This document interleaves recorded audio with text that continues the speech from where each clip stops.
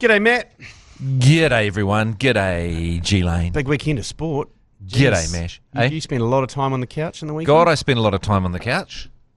The psychiatrist couch and also the sports couch. They should put sport in psychiatrist office. Then you go and spend time on the couch and you get sorted out while you're watching sport. Yeah. I reckon. Well, they should at least... Yeah, where else could you just put 20 sport on? They definitely sport above your face when you're in the dentist. Oh, yeah. Oh, no, because if you get excited, you know, because if your team scores, especially if it's live, and Foxy just pulls out, he just chips and you go, fuck yeah! That's right, and you get like one of those sort of sharp hooky things right through your gum. All the little cotton buds that goes flying down your throat. Yeah. No, what a great weekend of sport. And if you, like me, and you add baseball into the mix as well, on top of F1, League, Super Rugby, football. I can't add baseball in. I just think that's going to be the straw that breaks the marriage's camel's back. Yeah. I think it's too much. Baseball is too much. Because I had a close shave. I was like, I got a bit too close to the sun once when I watched the finals with you. Remember over the road at the pub? Yeah. And you started, because you'd always been sort of disrespectful of baseball. Yeah. Because you thought it's kind of competing with cricket, and you're like, Matt, you're a cricket commentator. Why do you know everything about baseball, nothing about cricket, when I'm paying you to commentate cricket? And I watched the final game of this World Series with you and got absolutely battered. Yeah. And then was late home, very late home, and I remember my wife saying, "Where have you been?" I was like, "I was watching the World Series," and she goes, "You into fucking baseball now as well?" And that's the sign I got. That line of questioning is so good when you get into a new sport from your partner, right? Yeah, I can't get it. So hang on, since when do you watch that? Yeah, that was like, since when do you watch baseball? Well, what's going on here? My new girlfriend, if I called her like that she probably wouldn't like that. Nah. The one that we know? Current? Current's the worst. If you say that you're current. I think you just have to say maybe your partner. But then if you say partner, there's a whole lot of stuff around that. Like, you know, when a guy says partner, you're like, and like, you can be whatever you want, but, you know, sometimes someone's partner, it's like you're trying to, you know. Well, you just you might try to make it a little bit ambiguous about whether it could be Joe Jury. Yeah. Yeah, okay. Yeah, because Joe Jury is your partner. Yeah, in crime. Yeah. Anyway, whatever people want to be, but she's a massive F1 fan. Like massive next level F1 fan. So you pivoted into that as well. Oh, I'm so F1 now. Like, it's more than anything. It's just. I think you're taking too much on. I know. I'm taking a lot. You're taking a lot on. Like a good that. The alarm went off at 1 o'clock, and she's waking me up going, "It's starting." She watches it live. Doesn't even do the old pre-record. No, she does. She does live. She does all three practices and qualifying. Let me have a guess. Is she a huge fan of Charles Leclerc? Carlos my Sainz? God, she loves Charles Leclerc. Yeah.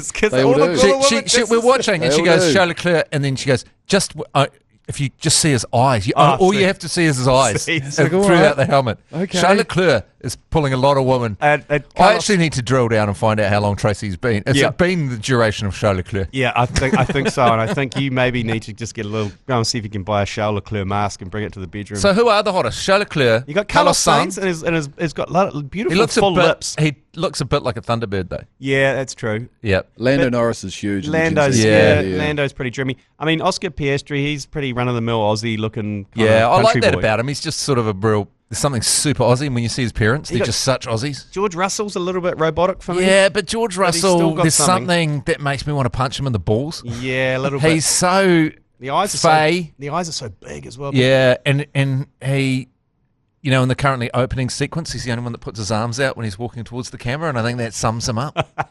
I love how you're judging him. But I reckon Von Strapon's hot. Van Strap? Well, in a no one else does. In an intense kind of Dutch kind of way. He's stab you in the face. Yeah. But if your type is Dutch, then he is for you for sure. Yeah. But I don't think. How fucking great was he though this morning? I mean, just like he's in a way shitter car, and like we all love McLaren's Kiwi connection. Yeah, fantastic. They got a great car this year.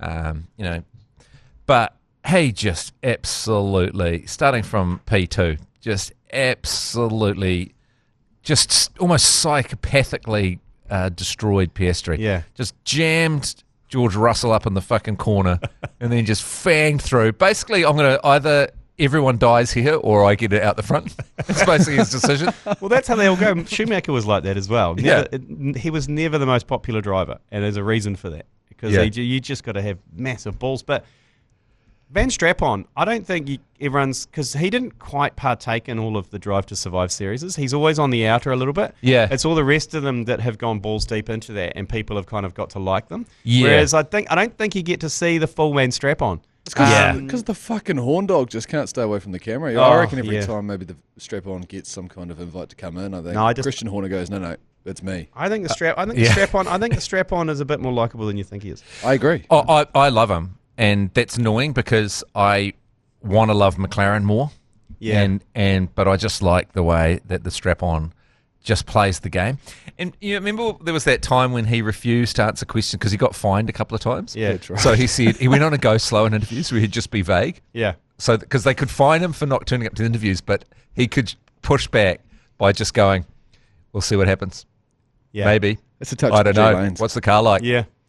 It's got 4 wheels. Yeah. And he just... Goes okay. And then he'd go, it's not your fault to the interviewer. This is another thing I'm doing. So these aren't bad questions. This is just something I'm doing, which was not answering questions just get back at the FIA. There's a great piece of footage of when he got penalised and demoted down to second, I think, or maybe even off the podium recently. And the FIA president, the guy from Saudi Arabia, tried to intercept him as he was, because where they park up at the end, and then they put their equipment on top of the podium, first, second, or third. And there's a footage of him coming up, trying to say to him, hey, please don't go in the media and fucking bag out FIA. Fine, whatever. And you could see Van Strap-on's going like, pretty much, fuck off, mate. Yeah. Like, get the fuck out of here. Don't tell me what to do. So. Like, you're not my boss. Fuck off. You get the feeling with him that, because I think they pay him $85 million a year.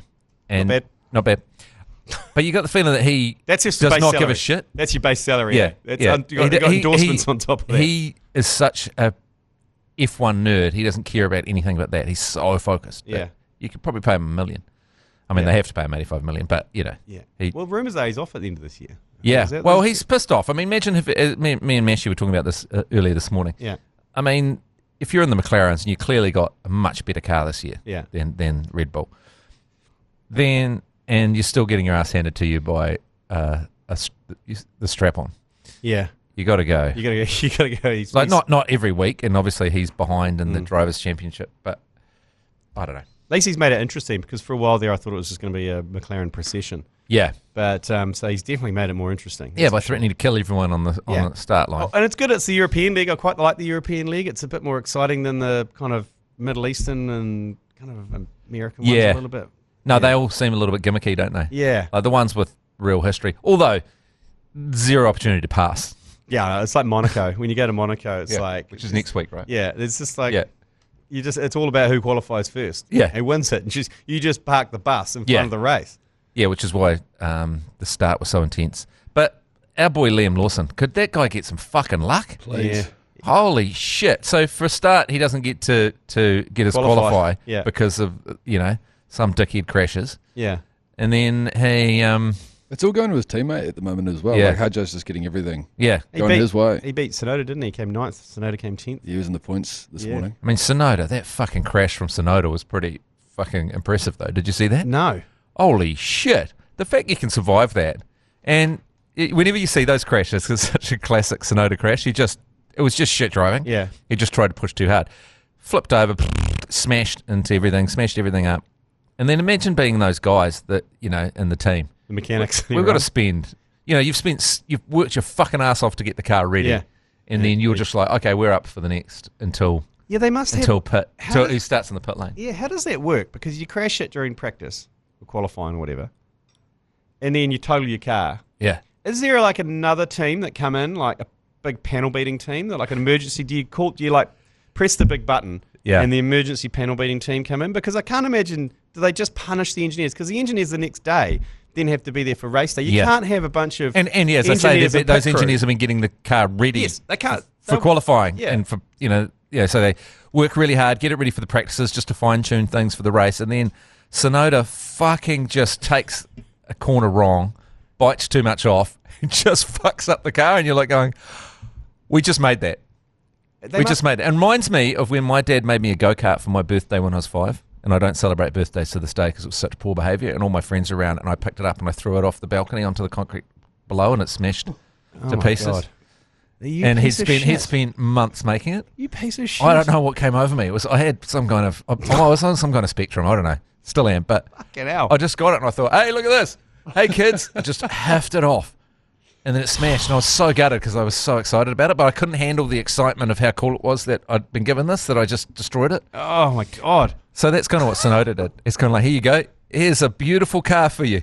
Just because I can. But there must be a hit squad, though, that come in. Yeah, there must be. How many you're allowed to travel with 200 people, right? So the teams have about 1,000 people. Yeah, but there must which makes an absolute fucking mockery of their 50-50 hybrid that they're going to next year for sustainability.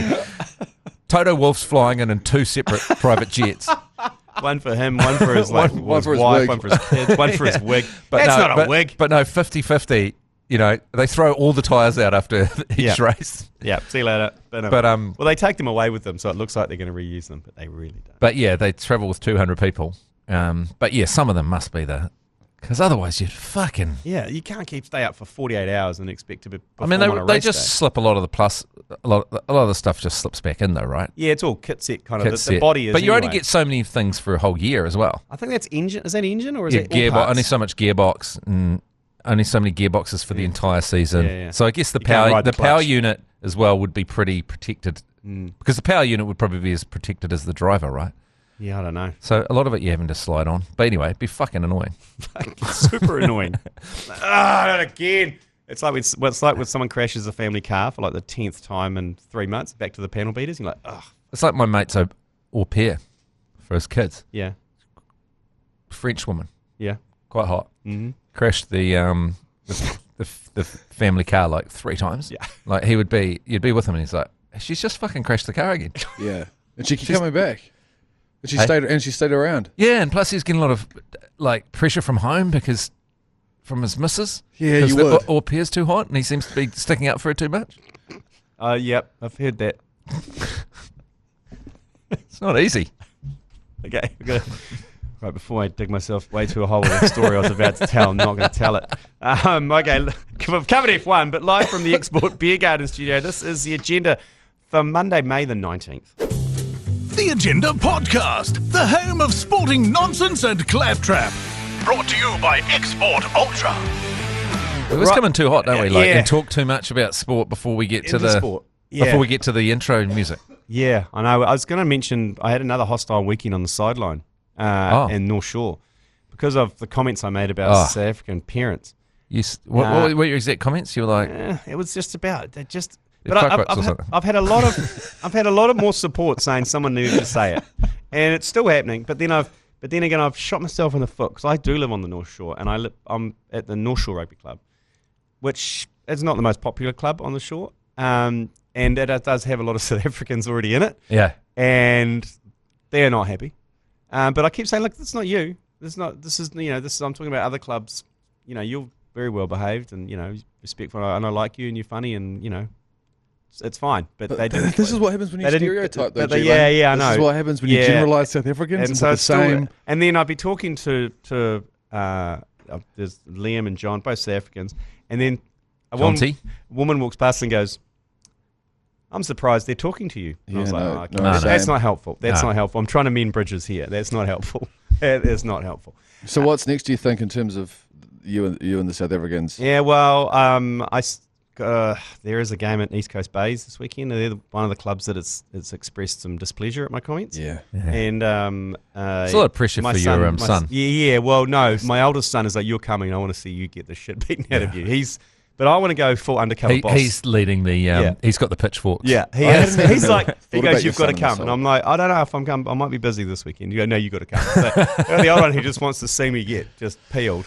Yeah, but I might go full undercover boss with the fake beard and glasses and stuff like that. Keep us posted. Yeah, or just dress as a South African. I'll go in full South African. Yeah, and then start just slagging off. Yeah, that your own son. Yeah, saying your own son, that guy's. That's a fucking asshole. That's a great idea. Hang on, that sounds like a lot. I can't believe what he said about us. I don't have a good South African accent, but someone like, "Can't believe what he said about us." That's more true. That's a lot of like can't believe what he said about us. That's a bit more. And then, like, when you get rumbled and someone pulls your fake beard off and they go, "How did you know it was me?" It's because you were yelling with a strange German accent at people. Who's the guy that used to run Haas? Gunther. Gunther Steiner. Yeah, that's what I Look thought at these that was. fucking idiots. We look like a bunch of fucking wankers. Gene. This fucking guy's been slagging on South Africans. Maybe you should go as Gunther Steiner to that. But Gunther Steiner's the East Coast based Italian, but his wife is German. Is he Italian? Yeah. And he sounds like that. And he sounds so... Yeah. It's weird. It is weird. One of the great accents. So so things they're slowly settling down. People, like I said, I have to create content every day, and I'm scraping the barrel every time I see something. I'll mention it, and unfortunately, it was. Hey, I had an idea about this actually. So Moana Pacifica. Yes. Pulling good crowds out to North Shore, amazingly, and real fans, like people that actually enjoy the team I'm presenting to, and the team's delivery for them. Even when they lose, they put on a good performance. Yeah. And what a fantastic game! I'm sure we're going to talk about it. Ardie Savea, phenomenal. Yeah. Is there any movement for a Safa Pacifica, like a South African, where you have to be South African to play in it? Well, there's not a lot of. It's based out of the North Shore or something. It's based out of the North Shore. I think it's a generation away because you've got a lot of South African parents with young kids on the shore. Yeah. So you know what I mean? But there's heaps of South Africans play in the English league. Yeah. But not here. Yeah, right. So maybe it's a generation away with these South African kids growing up. And then they could start an all South African Super Rugby franchise operating off the North Shore. Yeah. And then put Moana Pacifica in at Eden Park, where they should be sharing facilities with the Blues. Yeah. It's just ridiculous that's not happening. Much easier to get to Eden Park from where the traditional Moana Pacifica fan base is from. I think it's quite it's a cost thing as well for them. I think Albany's fairly cheap for Moana Pacifica as well to be based out there. Right. My kids went along to that game. They had a great time. Yeah. I commentated it. Would it kill the Blues to just, I don't know, like they've got everything. Everything's lined up for them. Yeah, they've got a stacked team. Yeah, absolutely stacked with All Blacks, and they just still can't quite do it. Yeah. They're missing something. I don't know what it is, but they're missing something. But there was one scene in the game where the ball, the conversion got kicked up onto the grass hill, and did you see the Lord of the Flies situation where like a meatball of kids rolled down the hill? That was my kids. My kids were right in the middle of that. That was in the commentary. Yeah. Someone said this isn't a bit of, don't worry, this isn't like a hooliganism in the stands. Yeah. There's just some kids trying to get the ball. Yeah, so basically it was a competition. They said, don't worry, this is just spawn of G Lane. So there's going to be problems in the stands when the spawn of G Lane's there. I didn't recognise it was my kids. And on the commentary I was like, whoa, there's some sort of Lord of the Flies situation going on behind the goal. Because there was about 30 kids. But the goal was, I asked them what was the thing. So if the ball comes over, it was just a huge game of square. Get the ball, hold on tight, and everyone else would pile on top of you. Yeah. And then I went back and looked at the footage, and they were heavily involved in that situation.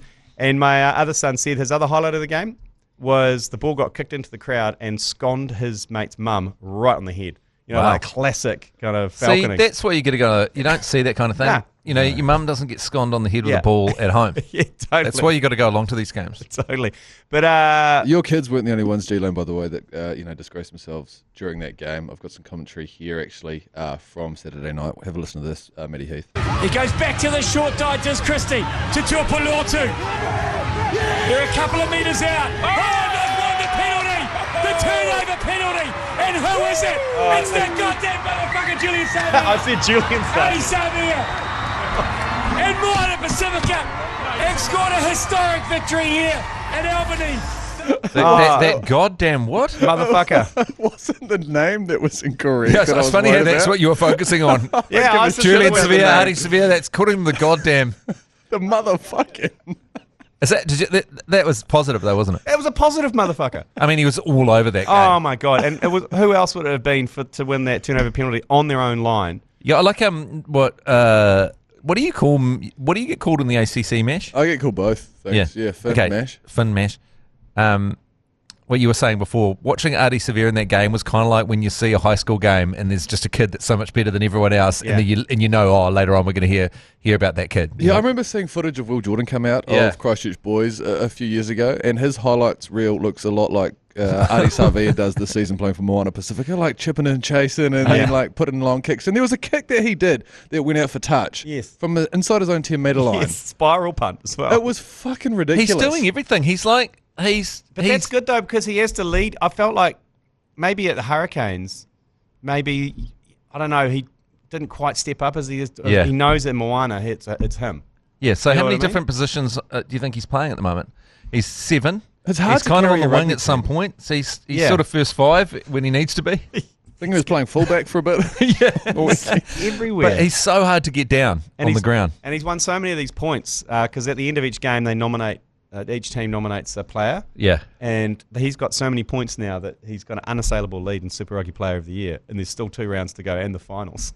Yeah, but it's kind of like, as Joseph Jury was saying, isn't it typical of the way they manage rugby that they're announcing the Player of the Year now? Yeah, they don't have to wait. They don't have to, like, what that whole thing should be hidden away, and then that's a big moment. Yeah. But, anyway. Fantastic game of footy, that. What's it say? A lot of talk of things being inside the protocol. What's it?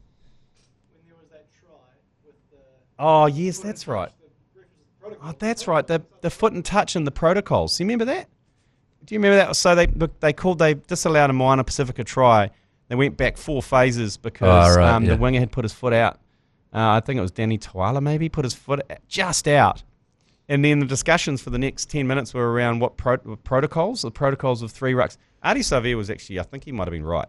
You can't go back more than 3 rucks. No. But they were like, no, that's only for foul play.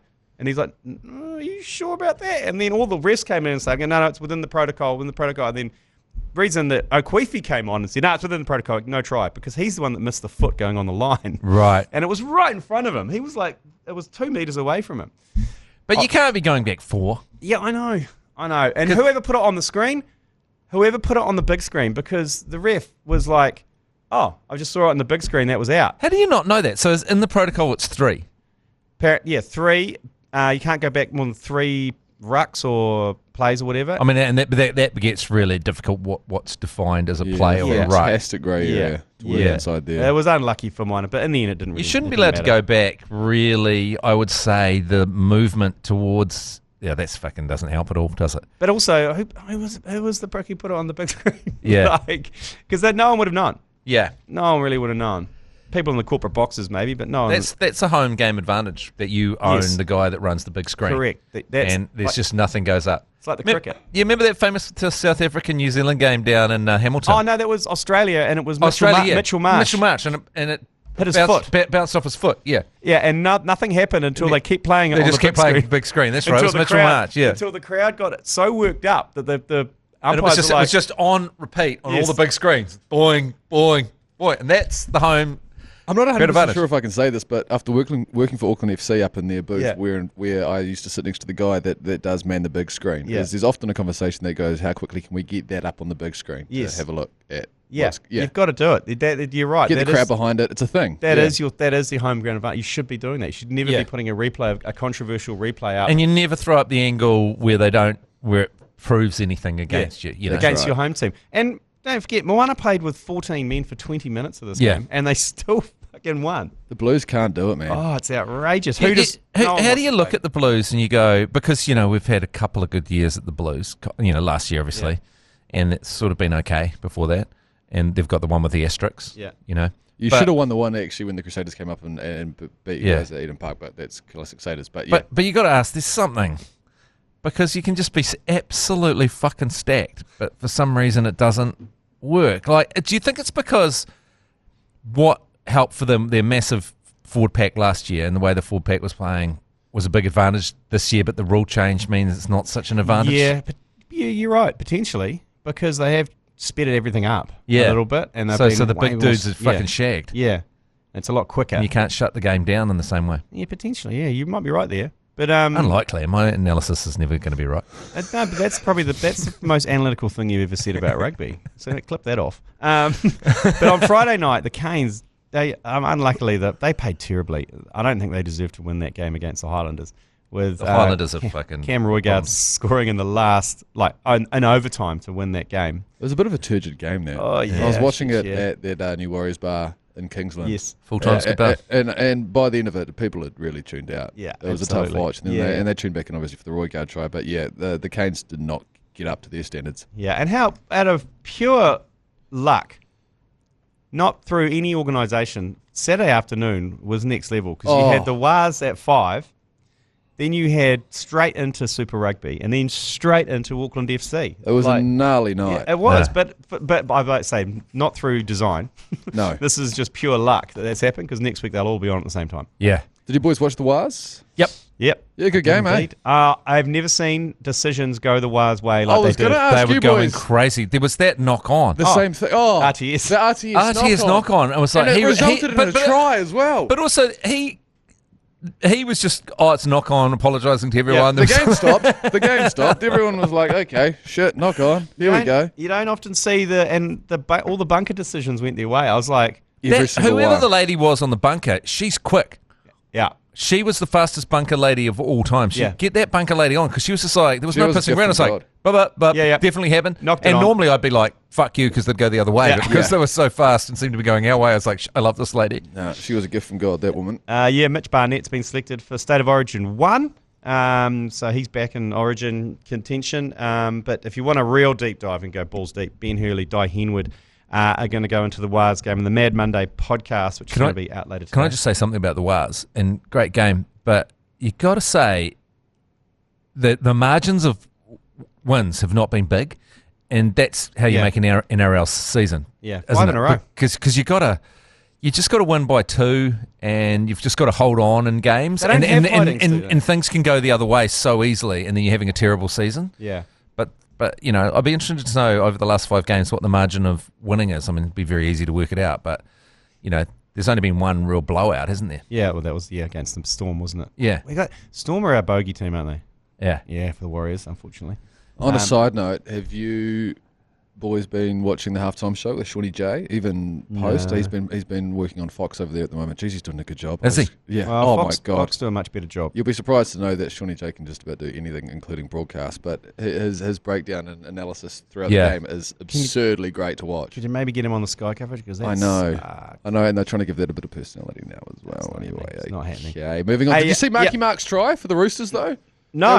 That was fucking insane. Oh, is that? That's the one that I reckon inspired Taumaufulau to do his little chip. I was confused because they were so similar. I was like, am I watching the highlights from another sport here? I reckon because he was running out of space, and no one's ever thought of just doing that. Yeah. Kicking it, running out, and then running back in again. It's brilliant. Yeah. If you do that. Hey, I'm going to take a quick break because speaking of broadcasts, there's someone who deserves a lot of credit for the coverage of Auckland FC. We'll discuss that in a little bit. So the Auckland FC game was obviously on Saturday night, quite late on Saturday night. They put on a bit of a fan party down there in Britomart, and they sent poor Storm Purvis down there to do probably the worst job in broadcasting, and that is to get vox pops from wasted fans at 9:30 at night, and then like people just grabbing, when they grab the microphone up you, and you could see her just giving up on life at the end of it, and I was like, poor Storm, she's been there long enough, she doesn't deserve that. Yeah, she doesn't deserve that kind of treatment of having to go down to Takatai Square and get wounded. Watching that, I realised that early 20s are worse than kids. Like I thought that must be punishing if you've got 8, 9-year-olds running up to you trying to get the microphone. They normally just jump up. 20s, kids just jump up in the background. Yeah. And go, maybe they'll make a naughty face or something. Yeah. But no, drunk people in their 20s. Do you see the position where they put the port over there? Yeah, in that corner, that weird, naughty corner. Humiliating little corner. The poor guy. But how good was it they scored right in front of them? Yeah, I love that. Yeah. I was like, they're jumping up and down in their little naughty corner. It was a turgid old game. Oh, shit, it was pissing down. Shit weather. You're flying all the way over there for the game to support your team, and they put you in this little naughty wedge, but it doesn't stop them. They don't give a shit. They just jump up and down. It's fucking awesome. Yeah, that was good. And I don't know why these little things that are annoying me, but there's a great shot of a split screen of them scoring the goal and of the fans in Takatai Square down in Britomart, and everyone's jumping up and cheering, and there's some fucking wounder running up and down recording with his phone. He's got a backpack on, and he's running down, and he's like videoing himself, and then so he's taking the opportunity to not cheer for the goal, but to create some fucking wounding content for his own social. And he's running up and down going, yeah. Taser those people. And then going, wah, to himself. And I'm like, he ruined it. He's ruined the victory for me, that guy. Yeah. Just that small clip. It's just what are you fucking doing? You're filming yourself. I'll try and find it. I saw this great piece of great piece of stand-up comedy by this British stand-up comedian called Stuart Lee. Yeah. And he was talking about when he went to the Louvre and everyone's getting pictures of their own face in front of them, like art. Yeah. It's like you're literally standing in front of the thing and taking a picture of yourself. It's the same thing with that. It's like you are standing in front of the good thing that's happened and taking a picture of yourself. Yeah. Like the fucking narcissism of it is off the chart. Oh, yeah, the metaphor of having your own face in the same frame as the Mona Lisa is a metaphor for narcissism. It's shocking. Like, this isn't, I'm not here to see this. I'm here to, I'm not even going to look at it. This is a photo of me. I am here to prove, though, that I was here. Yeah. With this thing. Yeah, there's this amazing genius. It's just over here. I'm going to block most of it with my face. Yeah. Oh, well, G Lane's doing a James McConey now. I'm trying to find the footage. I'll have to show it to you afterwards. It'll annoy you. It'll make you angry. Can we find that person and taser them? Yeah, I think so. I think that would be the only logical thing to do. Would be to do that. It might be. I wonder if there's a social media, because they've got that crazy plan in the government to try and ban social media for kids under 16. That'll never work because kids are smarter than anyone. Yep. It'll never work. It's ridiculous. And also, you'd have to ask people to show their the way you'd have to prove your ID would ruin the internet. Anyway, but how about just a social media taser squad, where a special division of the cops that go out, and if someone does something like that, they just get tasered and we move on. So no consequences. Just you just get tasered for being too much of a penis on social media. Just a quick taser, and that's it. And if you want to do it, then that's fine. That's fine. Your sacrifice. There's no due process. You will, you will get tasered at some point, and then that's just part of the cost. Yeah. For fucking running around like that, filming yourself, you get tasered. Like, so you come off the field when you've streaked, but you've got your clothes on and you're just filming yourself for your fucking humiliating TikTok. Instant taser. You just go on a list and they'll get round to you eventually, like, because resources are tight. It might take us 2 weeks, but you will. So like an organ transplant. You open the door. Yep. Sorry. So are you G Lane? Yep. Yes. Okay. Just sign this. Yep. There you go. I thought you guys had forgotten. We're the social media taser squad. It's a good idea. Have a good day.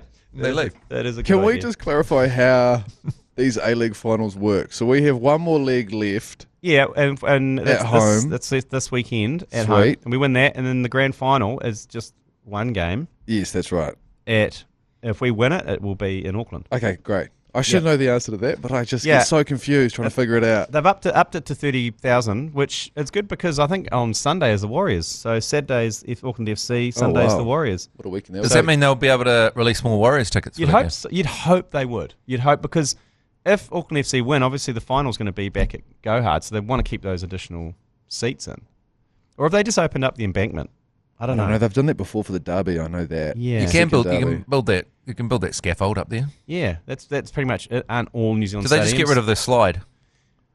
Well, that'd be disappointing because it's quite a big babysitter for a lot of Auckland FC fans. It's just to send the kids to go up and down that goddamn slide all day. Did you hear this morning Sir Brian Williams, great New Zealander? Yeah, he's got him behind a community approach. Yeah, the problem I have with that is community means I pay for it, doesn't it?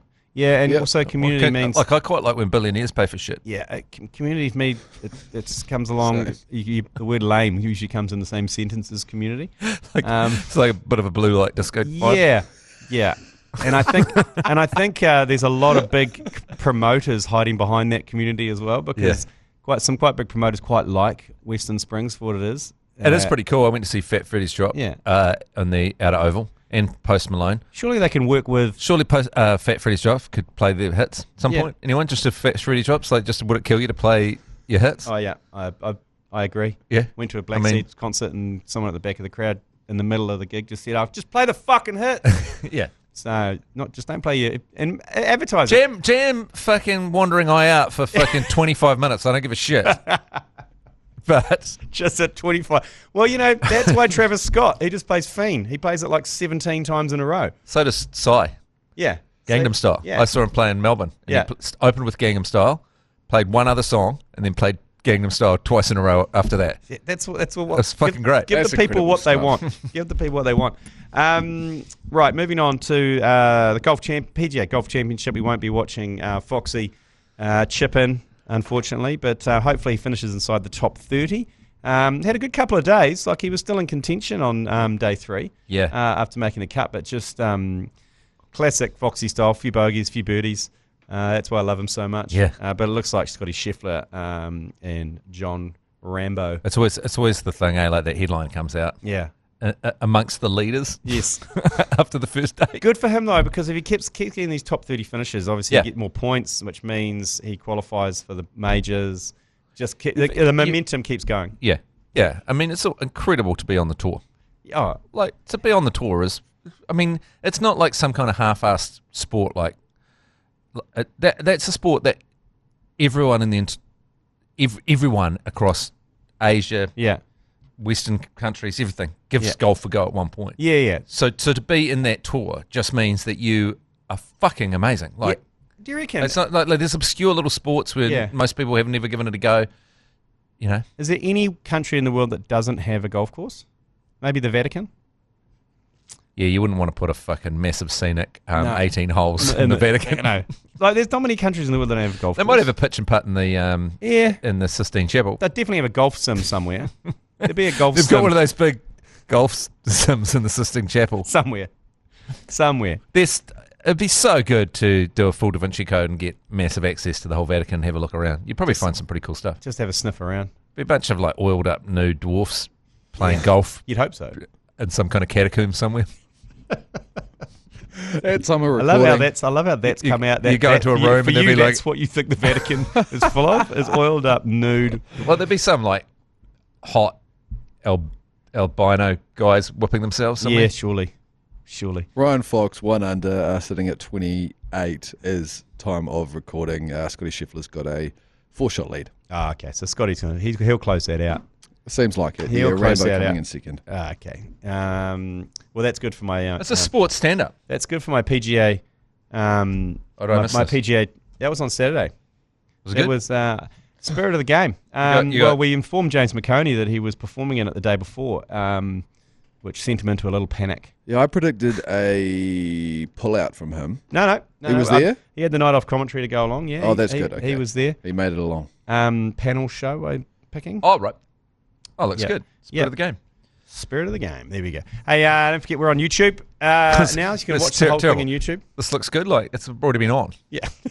It's a terrible promotion for your friend's gig. Well, this looks good. It's on the... Oh, no, hang on a minute. What day is it? It was on Saturday. Oh. It's also a audio medium. Matty Heath has just picked up a pamphlet. That's what we're talking about now. I tell you what, though, Tony Lyle doesn't muck around with the self-promotion, does he? Jeez. Oh, he loves it. He's good at it. You have to be. You have to fucking really get out there if you're going to be a stand-up comedian. Yeah. Hey, we're on YouTube. Search the Alternative Commentary Collective. You can watch if you want the visual and the audio punishment. Yeah, join Gordon Caddie on the YouTube. Yeah, do that. And if you do, you get the chance to win some a signed ACC Almanac book. We'll give one away every week or so to people who subscribe. Right. Can I talk about something cool here? Yeah, of course you can. Shit, yeah. Have you seen the Pillar to Poe? Yes, I have seen that. I mean, I've entered in that. Are you at 2 Mile Bay in Taupo? It's the best freaking thing. I was going to go, but I have to be here for some commentary. Oh, and do I've you? Also got to host. Because I was going to ask you to be on my team. I got to host that. Yeah, that's where you got. It's 6 hours and as many laps as possible. Yeah, so you're at 2 Mile. Yeah, one of the great bars of New Zealand. Yeah, and then you have a team. Yeah, you sit around a table. Drink, and then you smash beers. You run. It's like 7K round. Yeah, and then you sit down and then you go and so it's a sort of casual relay type situation over 6 hours. You were telling me about this morning. I'm genuinely concerned about what would happen after that first lap. Well, you just pound beers. You have a beer. And then you go, one lap minimum. So, I mean, if you have a team of 6. It's a this one is what lap minimum. Yeah, but I've got a team of 3. No one's going for 6 hours. No, that's what I mean. Park up, have some beers. I reckon you do your lap. For me, because what it is, it's a lap from 2 Mile Bay, which is a... Pillar to Pote takes athletes on a 7.3 kilometre loop along Taupo's renowned lakefront. Yes. And anyone who's driven up and down the country knows exactly what we're talking about. Yeah. So you go backwards and... you can't tell me you're going to do more than one lap. Me? Yeah. I'm scheduled because I've got a renowned Olympic, not Olympic athlete, like high level, quite famous marathon runner in my team. Yeah. Well, get him to do the legwork. And I've got my girlfriend in the team as well. You need a team of 6, don't you? And she's talking about is Spressy Marts. It's like, oh yeah, you're done. She's Spressy Mart hard for the whole thing, and she's taking a friend as a support friend to just drink with her. So one of our team is talking exclusively about Spressy Marts. Yeah. And is taking a support drinking friend. Yeah. And so that really eats into our team of 4 if 2 of them aren't running. Well, I think then potentially you just need to follow suit. You need to support your partner and just go, right, okay. And then just leave one of us to run for 6 hours. Yeah. Well, if they're capable of doing that, then don't get in their way. I'd also like to, volunteer myself to come and support the support friend on the Spressy Marts. Why don't you come down? Why don't you come down and join my team? No, I'm not running. No, I'm just going to support the support friend. You only need to run 7Ks, and then you just sit there back and pound beers. And then you could bring your support girlfriend who could drink with the other 3 support women that are there. Yeah, but I want to be one of the support women on the Spressy Mart. Well, you can run one and then join. So you've got to run first. So you change from departments. You start off in the running department. Sure. You run one of them. Yeah. And then you move into the support department for the next 17 to 18 hours. Because I was keen, and we were going to take the caravan and park the caravan up and do the commentary there, but it was a bit of a clash of events. I didn't even know this. I'm independently going to this. It's a bit too late. Why don't we get someone else to do the commentary? No, because I've got another community event I'm hosting. I've got and when you say community event? It's a beer festival. Okay, right. Yeah, that's fair enough. Yeah, so unfortunately the timing just didn't work on that one. But I did tell Torben and the likes that next year we'll enter a full team, get the caravan there, and we'll do the commentary. We'll commentate people coming over the line. Oh shit, yeah! We'll commentate people drinking, because I'm a big fan of the team of 6 who just pounds beers and runs backwards and forwards along the waterfront. Just you get a team that gets really disorganised, so they all 6 of them run the first one together. Yeah, and then you get it out of the way. That's a great idea. I mean, just sit down and pound beers. There's outrun the clock, outlast the doubt, take in the Great Lake Taupo. Yeah, there you go. So it's on the 6th of June. Is that right? Is it a haiku? Yeah, I think it might have been. So 6th of June is the Pillar to Post. So if you want to go down there and pound some beers and just do some running, good justification. It really plays into our millilitres for kilometres theory that we have at the ACC when we go for runs. If you go for a 6K run, you can come back and you're allowed to drink 6 beers. Pillartopo.com. What's the Po? The Po is that sort of big totem pole. Oh, okay, that makes sense. Yeah. Okay. Saturday, 7th of June. Oh, 7th of June. Shit, that's coming up. Hey, you can come now. Nah, it's that same weekend. It's that same weekend that I'm done. Well, but I will next year. Well, that fucks me. I'm going to have to run an extra whole run because you can't be bothered coming down. Take Mashy with you. Mashy, you want to come down? Let's have a look. Anyway, move on and we'll discuss after the record. Yeah, okay. Let's come back. We've got a couple of yours pleases to get through, and then maybe we can discuss some logistics. Joe, last time we ran together was a huge success. Uh-oh. You ended up in hospital. No, don't. Leave him alone. I'd love to see, Joe. We'll check in what the hospital facilities are like down in Taupo. They're terrible. And he tried to get some new Mons Royale the other day, actually. They opened a store in Auckland, and he was like, I want to go down and get some new Mons. And then you come along and invite him to go running with you. Well, as long as he doesn't wrap himself in merino like he's trying to cook himself. Like a little chipolata wrapped in, like a pig in a blanket. He wrapped himself up in merino. How smug was Joe? Before it started the radio, I was quite warm. We were going, I'm so cold before this was down in Queenstown. I'm so cold. And he goes, I'm pretty warm in my merino. And he had like a headband on and everything. He was so warm. And then by the end, he was too warm and his heart was racing and he nearly died and he got rushed off to hospital. Yep, my little piggy in a blanket. Yeah, cooked himself. So, yeah. Okay. Joe's in my team. I don't think he is. Rightio. Let's get stuck into some yours pleases. Yours please. Brought to you by Export Ultra. Currently up north, actually, on the 7th, so I'll have to have a discussion with Lauren, but she might be keen on a Spressy Mart, so we might be able to make that work, Matty Heath. Yeah, awesome. Okay, first one. That'd be fun. Yours. We'll see if we can work out your accommodation. Sweet. Let's do it. Yeah, g'day guys, I'd just like to stay anonymous on the topic of blue movies. Yeah. How do you guys feel about danger wanks? Portaloo wanks, sitting in the room wanks, partners asleep in bed wanks, Is that a sports question? Well, no. Are we a sports podcast? No, it was. Well, that's your fault. Remember we discussed protocols around blue. Oh yeah. Last week For about 25 minutes. It was an interesting news cycle for us, that one. It was. It was. My view on danger wanks. Really went south, that news cycle. All I'd say about danger wanks is it's a slippery slope down with that, because you try and do something more and more dangerous, and eventually it starts to verge into the criminal. So you're looking for the next high. Eventually, you're coming into work before everyone and waiting for them to arrive, and you're standing on your desk just ransacking your own dignity. Correct. Yeah, that's the only way you can get off. Yeah, that's what I mean. You're looking for the next high, and then all of a sudden, you want to have the only thing that will get you off is ruining your career. Correct. And it all comes crashing down. So I'd stay away from that. I mean, the Portaloo one, that's fine. It's within four walls. I've got no problem with that.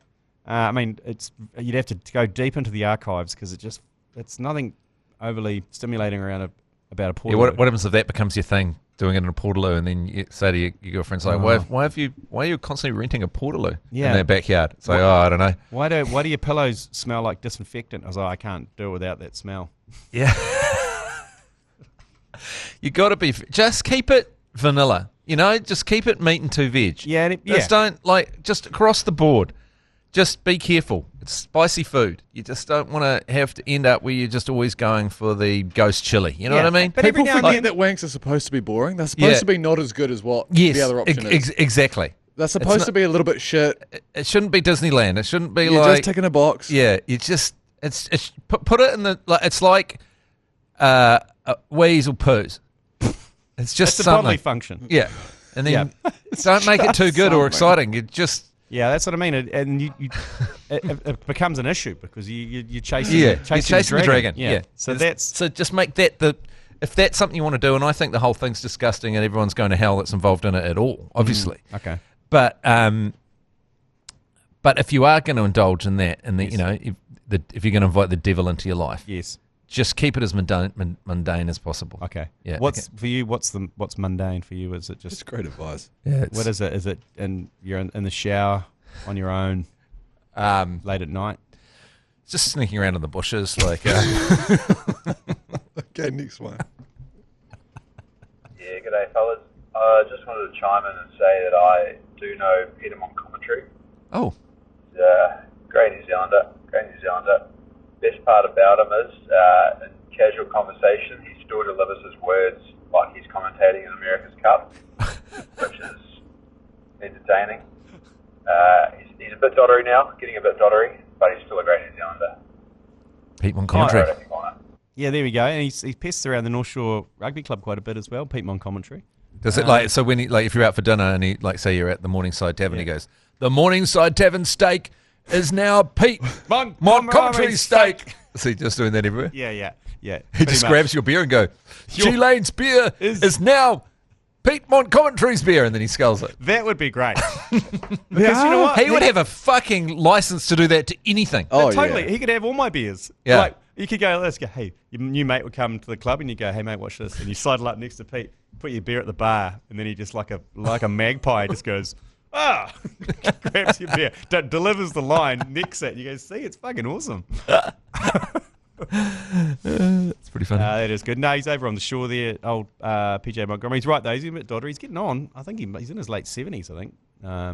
Pete Montgomery. Was he like a yachting guy? This might sound like a stupid question because he was an all-sport guy, but he was just he just became completely... He did a lot of rugby. And he did a lot of rugby. He did a lot of swimming as well. Yeah. Maybe he just nailed the yachting so much. When we first won the America's Cup, I suppose. It was like us. When we did yachting, we nailed it so well. We nailed the shit out of it. That we've become synonymous with yachting commentary. Was that when you did the replay? Yeah. Okay. No, that's. Yeah. I mean, some say that is the reason they've taken the America's Cup offshore. It's enough to do so. Yeah, they've refused to come back to the New Zealand. I blame Big Red for that. Big Red and the gins. The gin and cucumbers. The gin and cucumbers shoveled across the bar. Yeah. I mean, how's a team supposed to, operate at peak when they're just being absolutely hammered by endless trays of gin and sodas? Yeah, I mean, Callum and Christian, they're just as guilty as well. We were hit by a triumvirate of... We were under the gun with that. Just wave after wave of we should have won gin coming over the... We should have won some sort of bravery award for that. That was like early on in Mash's tenure. I'm pretty sure the Emirates boat was parked up in the viaduct when we were commentating that replay as well. Like we had that small of a clue. That was early days. Yeah, it was. And then just the trays. So you've got a team of like 5 or 6. So each tray can't have 12 gins on them, and they can't be coming on a 15-minute rotation. The math doesn't check out. No. At pace. No. That was orchestrated litany of That was an attack. Yeah, it was an attack. It was, but we walked into it. Yeah, we did. Yeah. Absolutely walked into it. It was sabotage. And 25 minutes into the race, when you said, Matty Heath, that this race looks a lot like yesterday's race. Yeah. The penny should have dropped. It should have dropped, but no, we went for another 15, No 20. support. No. And then we go to Joe, why didn't you tell us? And he goes, I thought you were doing a bit, as he sinks his 78th gin. I thought you were doing a bit.